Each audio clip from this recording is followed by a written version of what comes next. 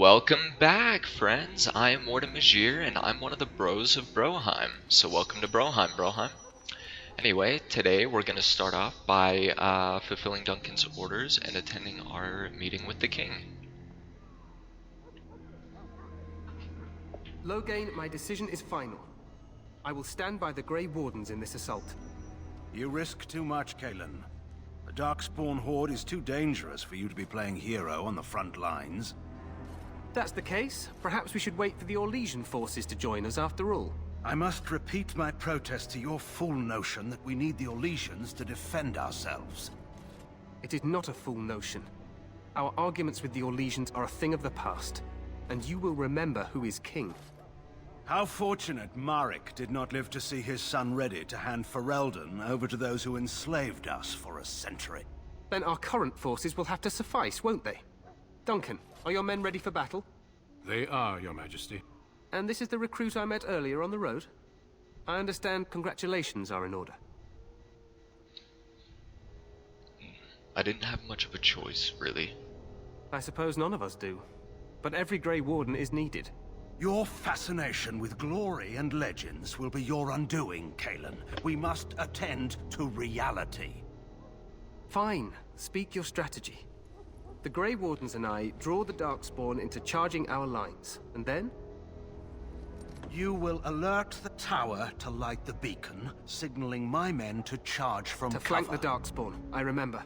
This is the Tower of Ishal in the ruins, yes? Well, who shall light this beacon? I have a few men stationed there. It's not a dangerous task, but it is vital. Then we should send our best. Send Alistair and the new Grey Warden to make sure it's done. I will do my best, Your Majesty. You rely on these Grey Wardens too much. Is that truly wise? Enough of your conspiracy theories, Loghain. Grey Wardens battle the Blight no matter where they're from. Your Majesty, you should consider the possibility of the Archdemon appearing. There have been no signs of any dragons in the wilds. Isn't that what your men are here for, Duncan? Yes, Your Majesty. Your Majesty, the tower and its beacon are unnecessary. The We circle will of not Magi... trust any lives to your spells, Mage. Save them for the Darkspawn. Enough! This plan will suffice. The Grey Wardens will light the beacon. Thank you, Loghain. I cannot wait for that glorious moment. The Grey Wardens battle beside the King of Ferelden to stem the tide of evil. Yes, Kalen. A glorious moment for us all. Foreshadowing. Ooh. Oh, Loghain. You heard the plan.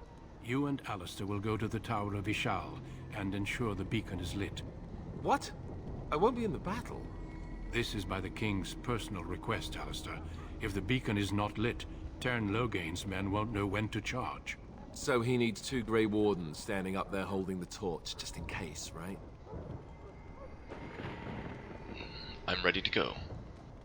Yes, so am I. You'll need to cross the gorge and head through the gate and up to the tower entrance. From the top, you'll overlook the entire valley. Where will you be? I will be fighting beside the king with the rest of the Grey Wardens. Again, at his request. We will signal you when the time is right. Alistair will know what to look for.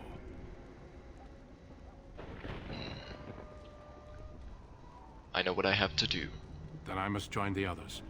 From here, you two are on your own. Remember, you are both Grey Wardens. I expect you to be worthy of that title. Duncan, may the Maker watch over you. May he watch over us all.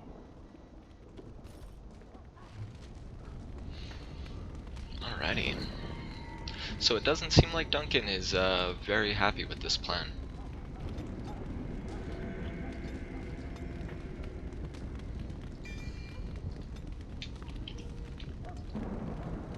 Let's get Alistair decked out in some gear here before we head out. Alrighty. Is there a better shield he can use? Does not look like it. Alright. Okay.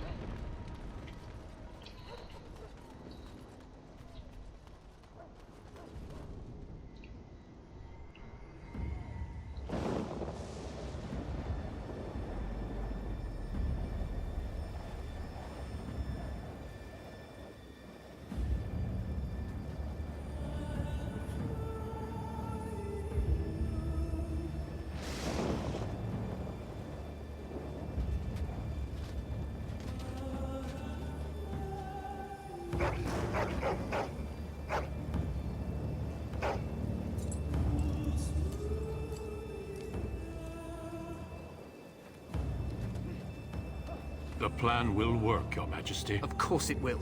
The Blight ends here.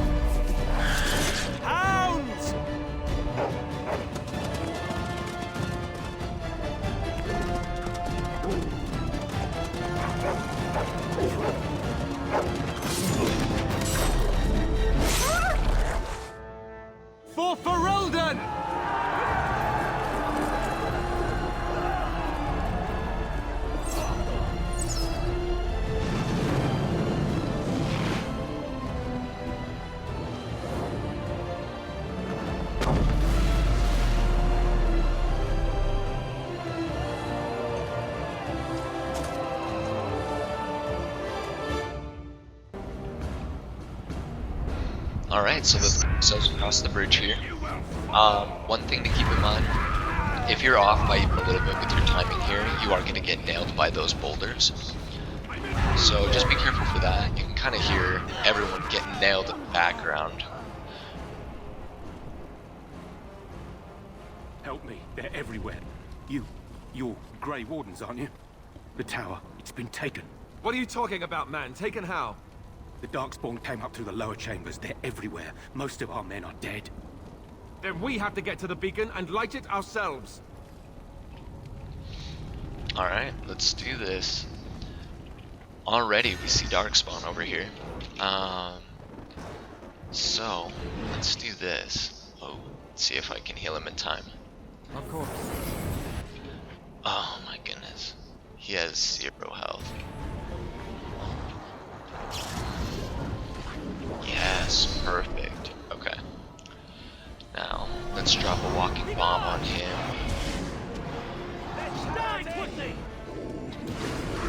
Do that and activate death magic. Cool. So I didn't really review those spells a whole lot at the end of the last episode. So this is Drain Life. It allows you to draw the life force out of an enemy and put it into yourself. How that's not considered blood magic, I'm not really sure. It falls more under kind of the line of entropic magic. It's not something they really kept in future titles, that kind of separation with the magic like that. But yeah, it is worthy of note. Beyond that, we have the death magic spell, which is an active effect that just consumes a chunk of our maximum mana here, and it allows us to absorb health from corpses on the battlefield. See, so that was it. They're taking effect. Oh man, Alistair died. I got so wrapped up in my talking I didn't even notice. It will be done. Hey there, guy. Off I go. Alright, so let's heal real quick.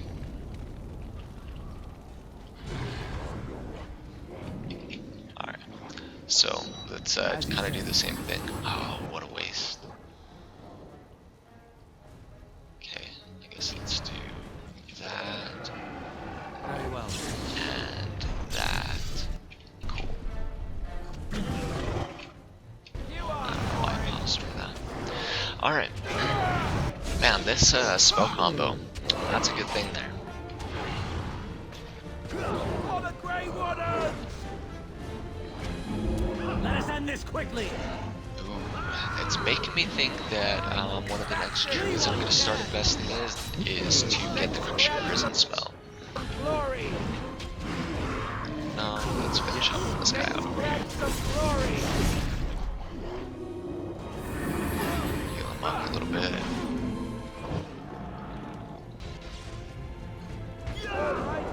Let's go!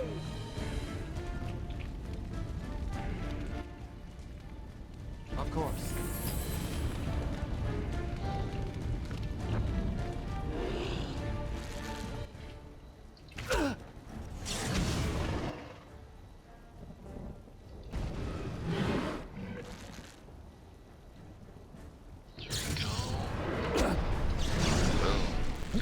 Just barely missed this gen lock, but that is a-okay. Yes. It at least allows us to take this alpha out of the picture for a little while, and that is a lot more handy than just having a couple of gen locks paralyzed for a minute.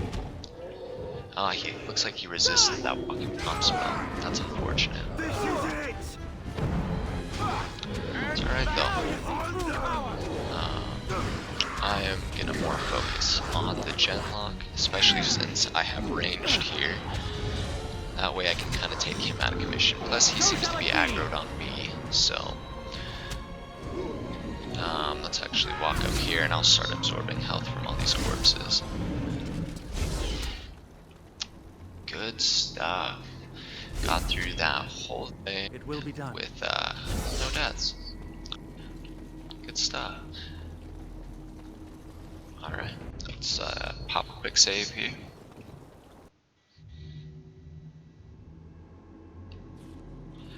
So I am going to end up breaking the Tower of Ashal into 2 parts.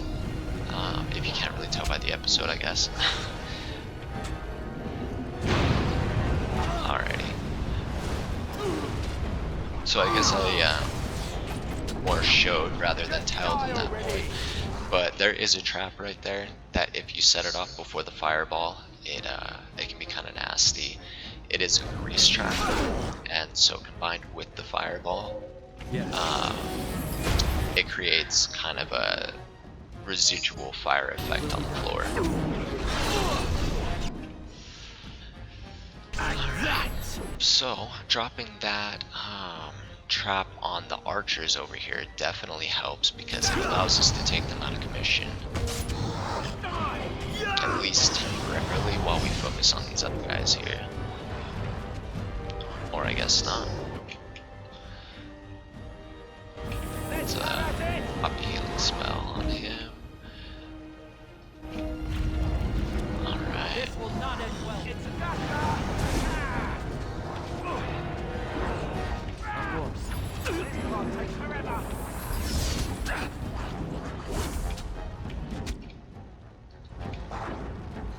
You will pay for that!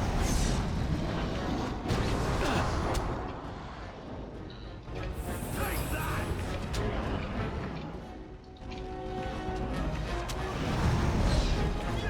Alright, there we go. Now we just got the emissary and one more archer.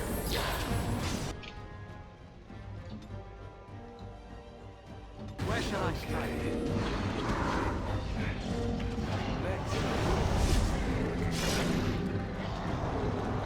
Die quickly!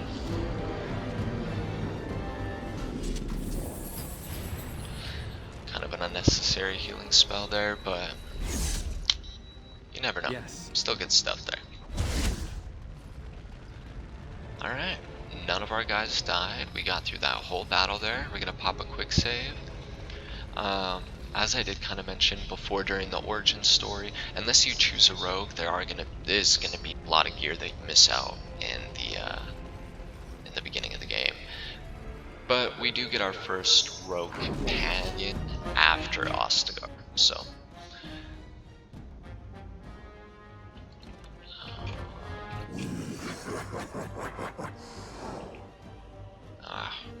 This guy.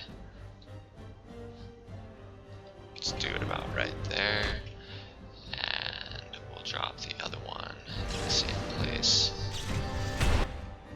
Good stuff. Alright. Then we got more genlocks coming from this way, but that's no problem.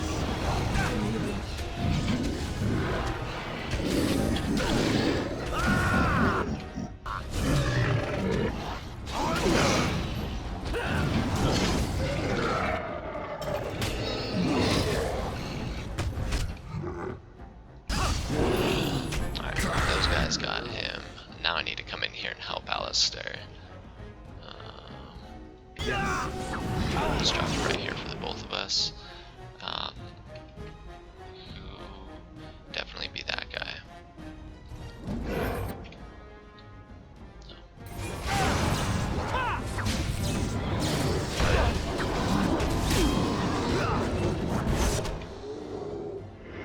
So shall it be! Down! Okay,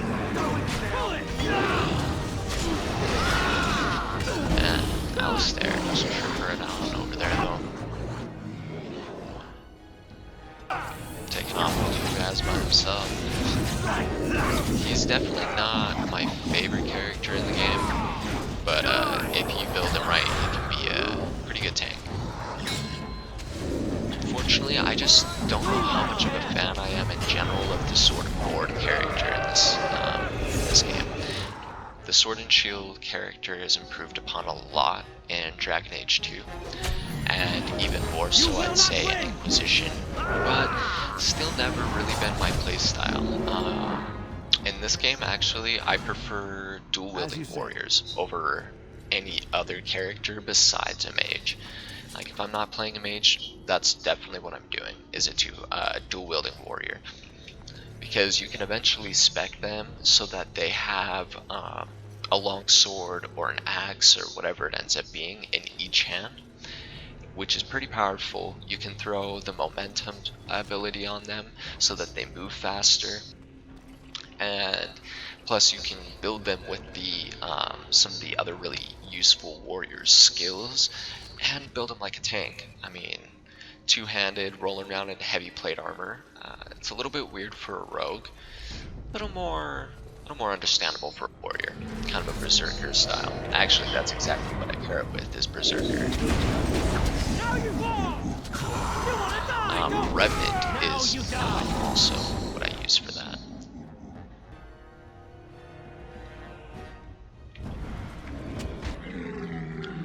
Alright, activate this trap back here. Oh, Alistair. Oh, that was lucky there, guy.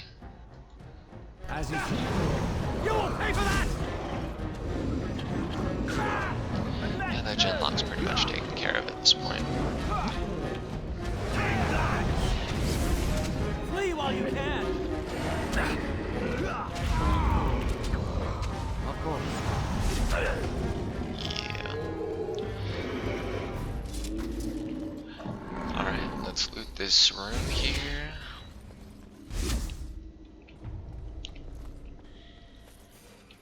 Alright, and that's where we're going to wrap up this episode. We are only about halfway through the tower, and it is starting to turn into a little bit of a long episode here. So I don't want to try and push through the tower. I don't want to rush it, but yeah. So, as always, thank you guys so much for tuning in. I hope you guys have a wonderful day, and like and subscribe if you like this content.